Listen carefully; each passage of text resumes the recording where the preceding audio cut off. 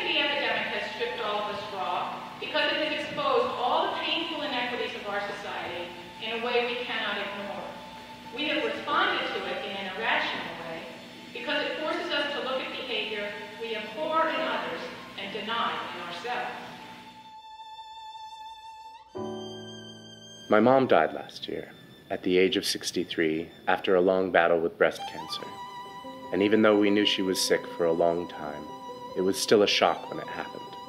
When she died, our family church was full to the brim. She touched so many more lives than those of us who crowd into this church. And as I stood shaking hands with the people who had come to pay their respects, I realized just how little I knew of what she had really done. Hi, I'm Tim Chaffee. I'm a filmmaker in Brooklyn, New York, but I grew up just a few hours north in a small town called Binghamton. It's amazing what you miss as a child, what you don't see going on around you, all the things your parents are doing while you're busy growing up. My mom was a wonderful woman and an excellent mother. You're going to get very embarrassed if you watch this when you're a big boy. But more or less unbeknownst to me, when she wasn't taking me to piano lessons, she was taking care of a much larger group of people. And also with us is Dr. Barbara Chaffee. We need to think about two things when we talk about AIDS. One is the disease of AIDS, which means acquired immunodeficiency syndrome. And that is a disease where the immune system, that is the part of our body that fights infection, is not working well. For 20 years, she took care of the AIDS patients of Binghamton.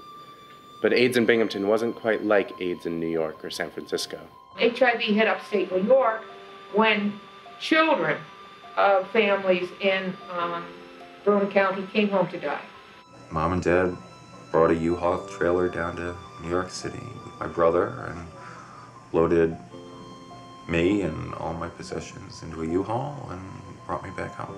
That wasn't unusual. We had people who were essentially refugees from New York City because things were so difficult there. A lot of the folks identified as gay men, but we also had a lot of folks that had injection drug use histories. I think that from the beginning in this country, IV drug users and gay men were both affected early on. But there was a large contingent of heterosexual women, especially women who were African American or Latino.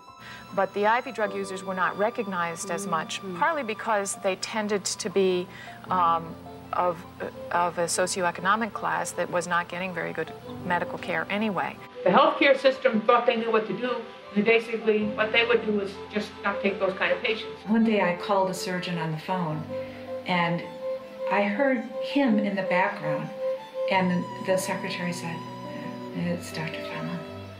And the surgeon said, "Just tell her I'm not here." At a time when very few were stepping up to the challenge, she saw a need and she filled it. Barbara Chaffee had come to the health department. Kathy and I started the clinic at the health department. Now we're seeing 10, 12, 13 cases a year. Our office had a reputation of, you can go there and you're accepted just like everybody else. In any age, she would have responded to need with compassion, to panic with calm. My mom had wanted to write a book about her work and about all the amazing people who rallied around the AIDS crisis in Binghamton. Unfortunately, she ran out of time and wasn't able to do that. That's why I'm picking up the project where she left off and making a documentary. But I think that to tell her story is to tell the story of the people she helped, the people whose lives she touched. She was obviously somebody who always cared about patients because that was not an area that many people sought out. She could give you all this bad news, and somehow she still made you feel better when you left.